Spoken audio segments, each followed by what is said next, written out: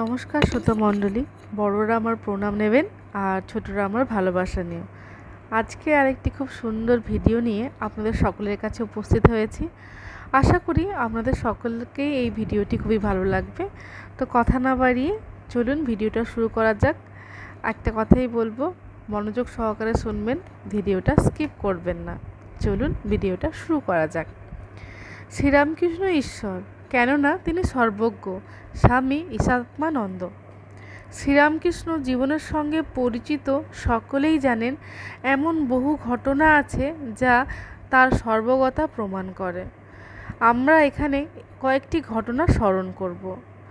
কলকাতার বিশ্বনাথ দত্তের ছেলে নরেন্দ্রনাথ দত্তকে এক ঝলক দেখেই শ্রীরামকৃষ্ণ বলে দিয়েছিলেন তার অতীত, বর্তমান ও ভবিষ্যৎ। বলেছিলেন তিনি সপ্তঋষির এক ঋষি। বলেছিলেন সমস্ত জগৎকে তিনি শিক্ষা দেবেন, এবং আজ প্রমাণ পায় শ্রীরামকৃষ্ণের প্রত্যেকটি কথাই সত্য। তিনি মাস্টার মহাশয় অর্থাৎ শ্রীমকে দেখে বলে দিয়েছিলেন তার অতীত জীবনের কাহিনী। তার শিষ্যদের প্রায় প্রত্যেকের পূর্ব জীবনের কথাও তিনি জানতেন। তিনি নিজেই স্বীকার করেছিলেন যে কাঁচের আলমারিতে রাখা জিনিস যেমন সাধারণ মানুষ দেখতে পায়, তিনিও তেমনই সহজেই মানুষের মনগুলিকে দেখতে পেতেন। জমিদার মথুরবাবু মৃত্যুর পর আবার কোথায় কেমনভাবে জন্ম নেবেন সর্বজ্ঞ শ্রীরামকৃষ্ণ সবই জানতেন। শ্রীরামকৃষ্ণ অত্যন্ত অসুস্থ অবস্থায় প্রায় চলশক্তিহীন হয়ে কাশীপুর উদ্যানবাটির দোতলায় শুয়েছিলেন। একদিন শ্রীমা অবাক হয়ে দেখেছিলেন যে মানুষটিকে বিছানায় পাশ ফিরিয়ে দিতে হয়। তিনি কেমন তত্তর করে সিঁড়ি দিয়ে নেমে গেলেন এবং কিছুক্ষণ পর ফিরে এসে বিছানায় শুয়ে পড়লেন। বিস্মিত হয়ে মা এর কারণ জানতে চাইলেন। ঠাকুর বললেন, তুমি দেখেছো নাকি? ছেলেরা সব এখানে এসেছে, সকলেই ছেলে মানুষ। তারা আনন্দ করে ওই বাগানের এক পাশে যে খেজুর গাছ আছে তারই রস খেতে যাচ্ছিল।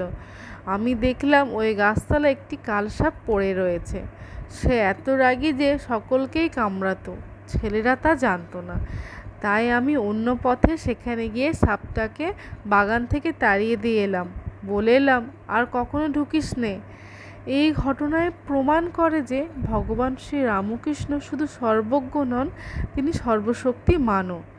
প্রকৃতপক্ষে সর্বজ্ঞ, সর্বশক্তিমান, সর্বত্র বিরাজিত, অজর, অমর, নিরাকার, ইচ্ছামাত্র সাকার ঈশ্বর শ্রীরামকৃষ্ণ রূপ ধারণ করে 121 বছর আগে ওই মাটির উপর দাঁড়িয়ে লোভ, মোহ, অহংকারে অন্ধ মানুষকে বাঁচাবার জন্যই অমোঘ আশীর্বাদ প্রদান করেছিলেন, তোমাদের চৈতন্য হোক। এই তথ্যটি পেয়েছি আমি উদ্বোধন শারদিয়া থেকে। আশা করি আপনাদের সকলের এই ভিডিওটি খুবই ভালো লেগেছে। তো নিত্য নতুন যদি এরকম ভিডিও আপনারা পেতে চান তাহলে প্লিজ আমাদের চ্যানেলটিকে লাইক, শেয়ার করে সাবস্ক্রাইব করবেন এবং পাশে থাকবেন।